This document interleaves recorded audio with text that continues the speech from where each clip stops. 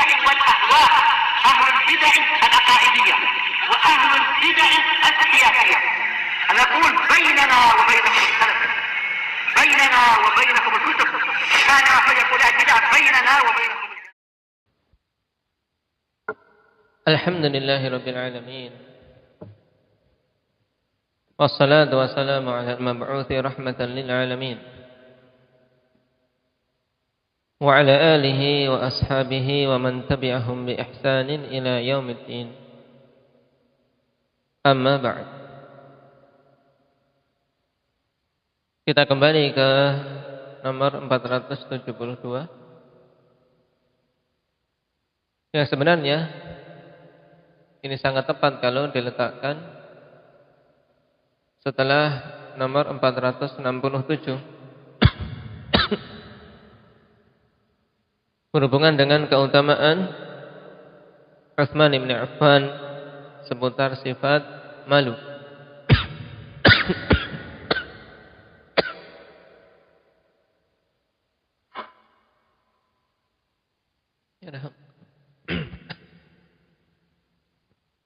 Di mana pada poin ini dikatakan man huwa asyaddul ummati hayaan. Penerjemahannya bagaimana? Indak ya Umar.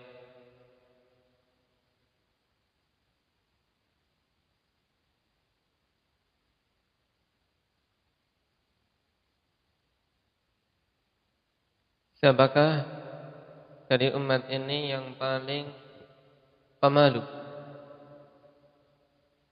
Hayaan i'rabnya sebagai apa?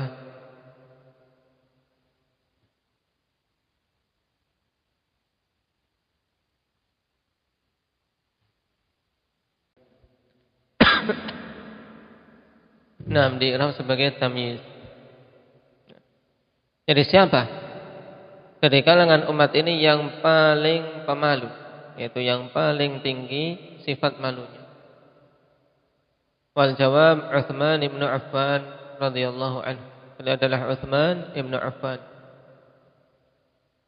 Apa dalilnya? Wa dalilu hadits Ibnu Umar radhiyallahu anhu qala Rasulullah sallallahu alaihi wasallam ashaddu ummati hayaan Utsman bin Affan radhiyallahu anhu. Rawahu Ibnu Abi Asim fi Sunnah wa sahahahu Al-Albani kama fi Sahihah. Dalilnya adalah hadis Abdullah bin Umar radhiyallahu anhu. Beliau mengatakan Rasulullah sallallahu alaihi wasallam bersabda, "Asyaddu ummati hayaan." Itu umatku yang paling kuat sifat malunya adalah Utsman bin Affan radhiyallahu anhu. Dan ini merupakan pujian bagi beliau. Tatkala Rasulullah sallallahu alaihi wasallam jadikan Utsman sebagai apa? Orang dari kalangan umat Muhammad yang paling kuat, paling tinggi sifat malunya. Yang sifat malu ikhwani fillah merupakan sifat terpuji. Yang kapan saja seorang tercabut darinya sifat malu, maka akan tercabut pula darinya keimanan, sedikit maupun banyak. Nah, karena antara malu dan iman ini dua perkara yang seiring dan sejalan. Oleh karena itulah orang-orang yang memiliki iman yang kokoh, maka sifat malunya semakin kuat. Sehingga ketika bersendirian pun dia memiliki sifat malu sehingga tidak berani untuk melakukan larangan-larangan Allah Subhanahu wa taala. Kenapa? Karena malu terhadap zat yang telah memberikan begitu banyak nikmat, kemudian kok dia malah berbuat maksiat. Dan telah kita lewati pada pembahasan yang lalu di poin yang ke-467, sampai-sampai para malaikat pun malu terhadap Utsman dikarenakan beliau seorang yang sangat pemalu. Nah, dan ini telah kita lewati juga seputar keutamaan sifat malu. Yang dulu telah kita lewati juga ikhwani fillah kisah seorang preman, seorang berandal. Ketika disampaikan hadis ini menjadi sebab dia bertobat.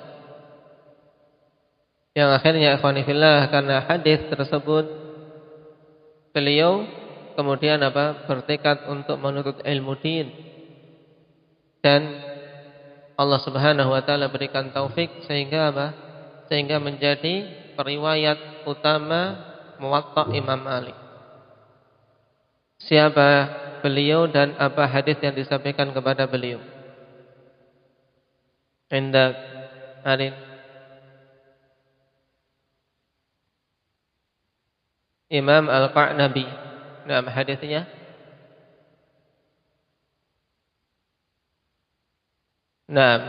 inna mimma adrakan nas min kalam min nubuwatil ula idza lam tastahi fasna' ma syi'ta.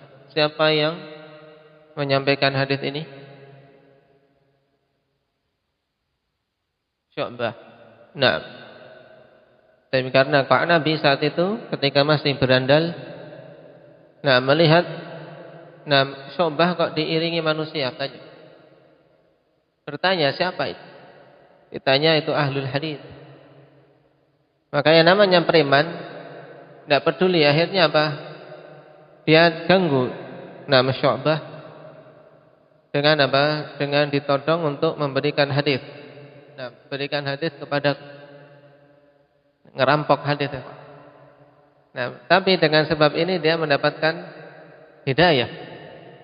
Dan itu satu-satunya riwayat Qa'nabi dari Syu'bah. Jadi satu-satunya riwayat Imam Qa'nabi dari Syu'bah ya hadis ini, idza lam tastahi fasna' ma syi'ta. Itu pun dengan cara ngerampok. Tapi subhanallah, ketika Allah menginginkan hidayah bagi seorang hambanya, ikhwan, maka Allah buat jalannya, Allah berikan sebabnya. Maka Syu'bah sampaikan hadis ini kepada dia, jika engkau tidak malu, maka berbuatlah semaumu. Setelah dia mendengar hadis itu, akhirnya dia dia terpicu dan naik sifat malu yang ada pada beliau. Akhirnya beliau bertobat dan meninggalkan perbuatan tercela itu. Suka mengganggu, suka merampas, dan bersungguh-sungguh dalam menuntut ilmu. Saat itu beliau menuntut ilmu di Imam Malik, dan tatkala ingin mengambil ilmu dari Imam Syu'bah, ternyata qadarallahu ma syaa fa'al, sudah meninggal, sehingga tidak meriwayatkan dari Syu'bah kecuali satu hadis ini. Tapi barokah, barokah minallah. Allah berikan keberkahan pada satu hadis sehingga menjadikan selamat hidup beliau. Maka jangan meremehkan ikhwani fillah satu hadis pun dari Nabi sallallahu alaihi wasallam. Seseorang mendatangi majelis ilmu, mungkin di situ mendengar satu hadis, mungkin di situ mendengar satu ayat. Seandainya dia jujur dalam usaha untuk menuntut ilmu dan mengamalkan apa yang dia dengar, maka biiznillah azza wajalla itu sebab kebaikan dan sebab keselamatan. Begitu banyak contoh kan. Ada yang mendengar satu ayat sebagai sebab hidayah, seperti pada kisah Jubair bin Mut'im radhiyallahu anhu. Saat itu kafir, mendengar dibacakan ayat am khuliqu min ghairi syai'in anhumul khaliqun. Satu ayat, am khuliqu min ghairi syai'in am humul khaliqun. Apakah mereka diciptakan tanpa ada pencipta? Ataukah mereka itu menciptakan diri mereka sendiri? Ketika mendengar ayat yang agung ini, dia mengatakan kada qalbi an yatir. Hampir-hampir hatiku itu terbang. Dan itu sebab masuknya keimanan kepada diri beliau. Satu ayat. Makanya majelis ahli sunnati wal jamaah, majelis yang di situ dipelajari kalamullah azza wa jalla, perkataan-perkataan Allah dan hadis-hadis Rasulullah sallallahu alaihi wasallam. Nah, itulah majelis yang hendaknya kita bersungguh-sungguh dalam mendatanginya. Sungguh-sungguh dalam mendatanginya. Terlebih lagi keutamaan yang lain yang banyak. Mulai dari semenjak kita melangkahkan kaki dari rumah, sudah dihitung seperti 6 langkah-langkah yang memudahkan pelakunya untuk masuk ke dalam surga Allah Subhanahu wa taala. Dan Allah persiapkan bagi orang-orang yang mendatangi masjid-masjidnya jamuan kelak di surga. Maka betapa beruntungnya mereka memiliki niatan yang lurus dan semangat untuk terus-menerus mendatangi majelis-majelis ilmu, majelis ahli sunnati wal jamaah.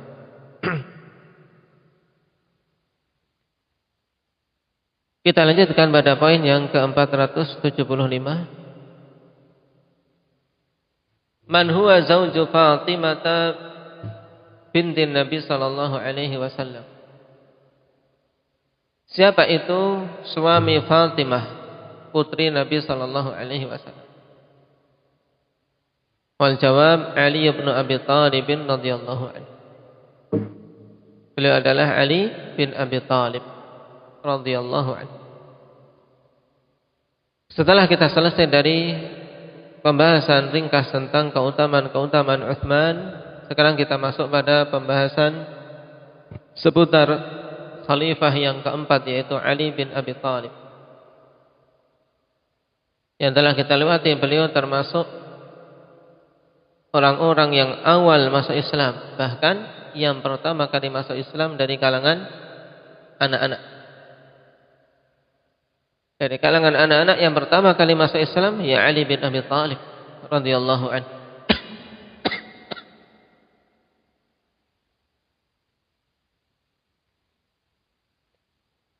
Sehingga beliau semenjak belia sudah mendapatkan bimbingan dari Nabi sallallahu alaihi wasallam.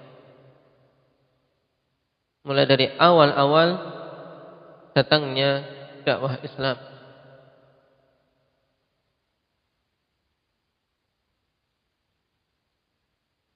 Wa dalilu hadits Ibnu Abbas radhiyallahu anhuma qala lamma tazawwaja Ali Fatimah qala lahu Rasulullah sallallahu alaihi wasallam a'tiha syai'a qala ma 'indi syai' qala aina dir'uka al-khutamiyah rawahu Abu Dawud wa sahahu al-Albani fi sahih Abi Dawud wal Wadi'i fi sahih al-Musnad.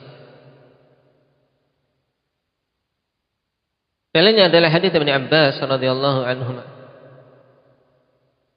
bahwasanya beliau mengatakan tatkala Ali menikahi Fatimah, maka Nabi sallallahu alaihi wasallam mengatakan a'tiha syai'a, berikan kepada sesuatu. A'tiha syai'a, berikan kepada Fatimah sesuatu sebagai maharnya. Di sini perintah menunjukkan bahwasanya mahar ikhwani fillah hukumnya wajib untuk diberikan oleh mempelai laki-laki kepada mempelai perempuan. Dan juga dari hadis ini kita bisa mengetahui bahwasanya mahar itu hak si perempuan, bukan hak walinya, bukan. Makanya Nabi katakan a'tiha, bukan a'tini, berikan kepadaku. Tapi a'tiha, berikan kepadanya, karena itu hak dia. Hak si calon pengantin wanita. Qala ma 'indi syai', maka Ali mengatakan aku tidak memiliki sesuatu. Lihat, sahabat yang mulia yang merupakan manusia terbaik dari kalangan sahabat Nabi sallallahu alaihi wasallam yang keempat. Menempati peringkat keempat dari sisi keutamaan, dari keutamaan sahabat Nabi. Ketika dia mau menikahi putri Nabi sallallahu alaihi wasallam lagi, tidak memiliki sesuatu untuk diberikan sebagai mahar.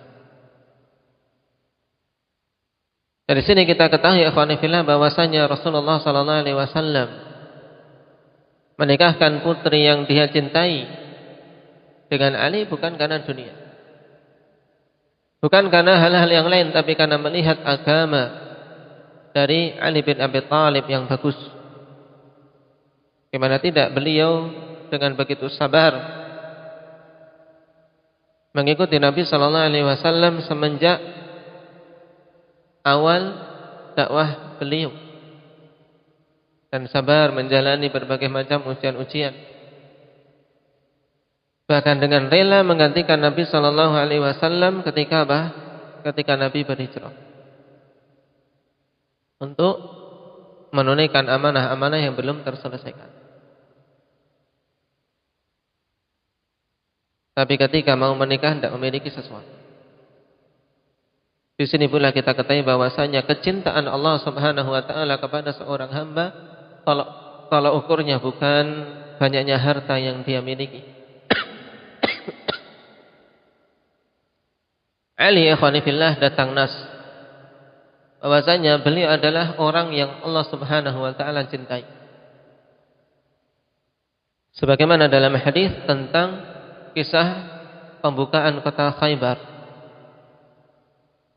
Nah, kisah pembukaan kota Khaybar, di mana Rasulullah sallallahu alaihi wasallam mengatakan kepada para sahabat, "Sa'utika ar-rayata ghadan rajulan yuhibbullaha wa rasulahu wa yuhibbuhullahu wa rasuluhu. Yaftahullahu ala yadayhi." Aku akan memberikan bendera untuk memimpin pasukan besok. Ya, pasukan yang akan memimpin untuk menggempur Khaybar. Akan berikan bendera itu kepada seorang yang mencintai Allah dan Rasulnya, dan Allah serta Rasulnya mencintai dia.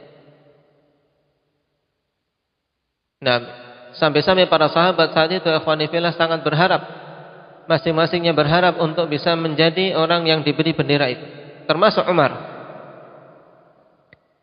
Beliau sampai-sampai mengatakan, aku tidak menginginkan imarah, tidak menginginkan kepemimpinan kecuali pada malam itu. Kenapa? Karena kepemimpinan yang akan diberikan oleh Nabi sallallahu alaihi wasallam di balik itu apa? Di balik itu adalah tazkiyah bahwasanya Allah mencintai. Itu yang para sahabat berlomba-lomba ingin mendapatkannya, bukan karena ingin menjadi pemimpin, bukan karena ingin menjadi yang berkuasa, bukan. Tapi ketika yang memimpin pasukan itu adalah orang yang mendapatkan kabar gembira Allah mencintai dia dan Rasulullah mencintai dia, maka semuanya berharap. Nah, terlebih lagi Rasul mengatakan yaftahullahu ala yadayhi, bahwasanya Allah akan membuka Khaybar dengan sebab kedua tangannya. Itu dengan kepemimpinan dia, karena pemimpin perang sangat berpengaruh pada anak buah yang dia pimpin. Dan di pagi harinya Rasulullah sallallahu alaihi wasallam sebagaimana dijanjikan, semua para sahabat sudah berharap-harap. Dan ternyata malah menanyakan aina Ali bin Abi Thalib, di mana Ali bin Abi Thalib yang saat itu sedang sakit. Nah, sedang sakit malah dicari. Nah, inilah keutamaan, tidak akan lari ya kawan. Rezeki itu tidak akan lari.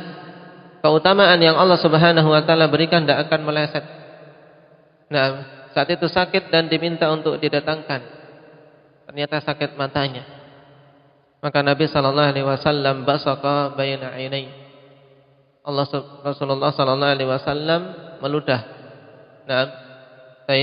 Atau fi ainai, meludahi kedua matanya, kemudian dengan sebab itu sembuh seketika. Dan diberikanlah bendera kepemimpinan kepadanya. Nah, ini nas bahwasanya Ali dicintai oleh Allah dan Rasulnya. Tapi lihat ikhwan, dalam keadaan demikian, beliau ketika mau menikah tidak punya sesuatu untuk diberikan sebagai mahar. Sekali lagi, dari sini kita ketahui dengan jelas tolak ukur kecintaan Allah kepada hamba bukan dengan luasnya rezeki yang diberikan. bukan dengan banyaknya harta yang Allah Subhanahu wa taala anugerahkan, bukan. Nah, karena begitu banyak orang-orang yang mendapatkan harta yang melimpah tapi Allah Subhanahu wa taala memurkainya. Nah, Allah memurkainya. Sehingga yang hendaknya kita harap kepada Allah Subhanahu wa taala adalah nikmat diniyah.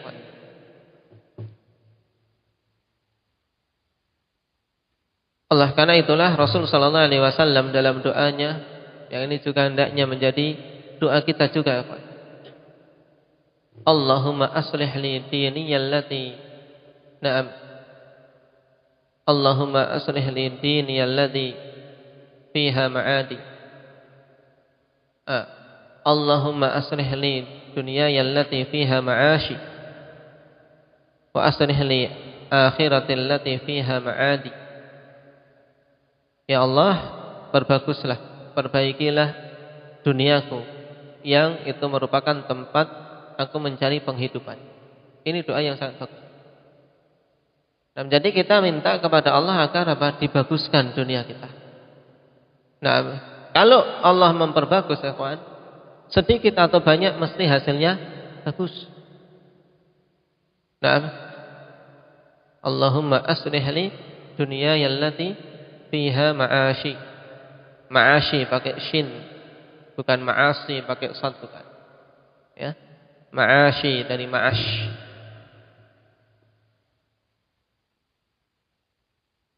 Yang sebelumnya apa? Sebelumnya tentang din. Mungkin kapan-kapan dituliskan. Ini bagus untuk dihafal, ya. Dan dijadikan doa dalam sujud kita di sepertiga malam terakhir. Nah, pertama, Rasul meminta agar diperbagus agamanya. Allahumma aslih li diniyal ladzi huwa ismatu amri. Ya Allah, perbaguslah agamaku yang itu merupakan pelindung, ya, penjaga semua perkara. Kalau agamanya bagus, maka perkara-perkara dia akan terlindungi. Nah, kemudian wa aslih li dunyaya allati fiha ma'ashi wa aslih li akhirati allati fiha ma'adi waj'alil hayah ziyadatan li min kulli khair waj'alil mauta rahatan li min kulli syarr. Dan jadikan kehidupanku sebagai tambahan untukku pada semua kebaikan. Jadi kalau mau hidup, jadikan hidupku ini bertambah kebaikan terus. Dan jadikan kematianku sebagai istirahat dari semua kejelekan. Nah, 5 hal yang sangat kita butuhkan. Minta kebagusan agama, minta kebagusan dunia. Nah, saya minta diperbagus dunianya. Bagaimanapun juga ketika dunia seseorang bagus, dia akan ibadah dengan tenang. Nah, tapi juga dunia yang bagus tidak akan menjadikan pemiliknya terfitnah. Ini bagusnya. Nah, dan itulah doa Nabi sallallahu alaihi wasallam. Karena seorang ketika berdoa, ya Allah, perbanyaklah rezekiku, perbanyaklah hartaku, belum tentu itu bagusnya, tidak.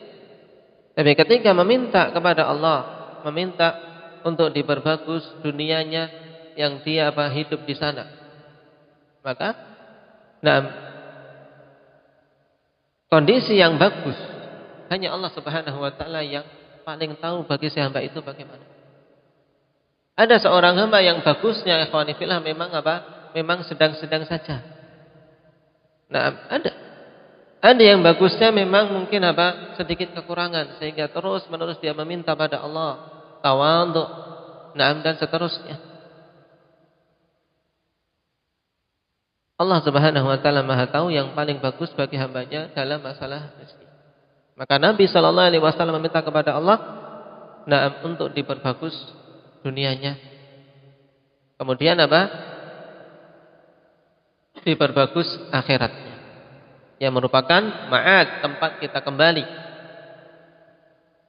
Dan yang keempat, untuk dijadikan hidup ini semakin bertambah umur, semakin bertambah kebaikan. Bukan semakin bertambah umur semakin bertambah bejat, semakin bertambah kemaksiatan yang dikumpulkan. Karena sebaik-baik orang ikhwani fillah, na'am, man tala umruhu wa hasuna amaluh. Khairukum man tala umruhu wa hasuna amaluh. Bagaimana dalam hadis? Sebaik-baik kalian adalah orang yang umurnya panjang dan amalannya bagus. Kenapa? Karena kalau umur panjang, amalannya bagus, semakin bertambah banyak yang dia kumpulkan. Kemudian kelima, minta kalau mati, kalaupun memang harus mati, tapi apa? Minta kematian itu sebagai rahah min kulli syar, untuk kita bisa istirahat dari semua kejelekan. Berarti di sini terkandung minta perlindungan dari azab kubur, minta perlindungan dari azab neraka. Kenapa? Karena kematian itu menjadikan dia rahah, istirahat nyaman dari kejelekan-kejelekan dunia maupun alam barzakh dan seterusnya. Nah, doa yang agung, nah, yang dibaca oleh Nabi sallallahu alaihi wasallam, hendaknya kita juga berusaha untuk menghafalnya. Nah, besok insyaallah disetorkan, nanti dituliskan di papan tulis sana. Nah, Ahmad, ditulis di sana dalam Sahih Muslim. Baik. Kita kembali kepada kisah Ali bin Abi Thalib. Qala ma 'indi syai'. Ketika ditanya oleh Nabi sallallahu alaihi wasallam atau diperintahkan untuk memberikan mahar, berikan kepadanya sesuatu. Ali mengatakan, aku tidak punya sesuatu. Qala aina dir'ukal hutamiyah? Di mana dir' kamu, yaitu baju besi hutamiyah. Karena baju besi termasuk harta. Naam. Ini menunjukkan apapun itu, usahakan untuk memberikan mahar kepada si wanita. Dan selama masih mungkin untuk memberikan mahar dengan benda, maka itu yang lebih utama. Naam. Dengan sesuatu yang nampak, yang zahir. Oleh karena itulah Nabi katakan, iltamis walau khataman min hadid. Cari walaupun hanya sekedar cincin besi. Karena mahar itu hendaknya berupa sesuatu yang wujud. Nah, kalau tidak mampu semuanya, baru apa? Sudah maharnya dengan pengajaran Al-Quran. Nah, tidak apa-apa. Tapi kalau semua barang-barang sudah mampu. Kenapa? Karena mahar yang seperti ini, kawan, mahar yang sifatnya maknawi berupa pengajaran ini tidak bisa dinilai, ya tidak. Ketika mau khulu', gimana mengembalikannya? Dihitung kira-kira pengajarannya berapa hari, sehari, nah gajinya kira-kira berapa, sulit. Nah, mahar ini diberikan kepada si mar'ah, si wanita. Nah, di antara hal kenapa kok disunnahkan dalam bentuk benda, ketika nanti si wanita minta untuk khulu'. Nah, minta untuk apa? Cerai, yaitu lepas dari ikatan pernikahan. Dari pihak wanita permintaan itu, maka dia diwajibkan mengembalikan maharnya. Kalau berupa benda, mudah kembalikan. Mudah. Tapi kalau berupa pengajaran yang sifatnya maknawi, tidak terlihat, ini sulit. Maka caranya ya dengan dikira-kirakan nilai, seandainya itu digaji berapa, itu caranya. Dan di sini akan timbul perselisihan, ya tidak? Karena kurang jelas. Nah, ini berhubungan dengan masalah mahar. Nah, yang menunjukkan pentingnya mahar juga apa? Wajibnya mahar. Barakallahu fiikum, nasallallahu at-taufiq was-sadad, walhamdulillahirabbil alamin.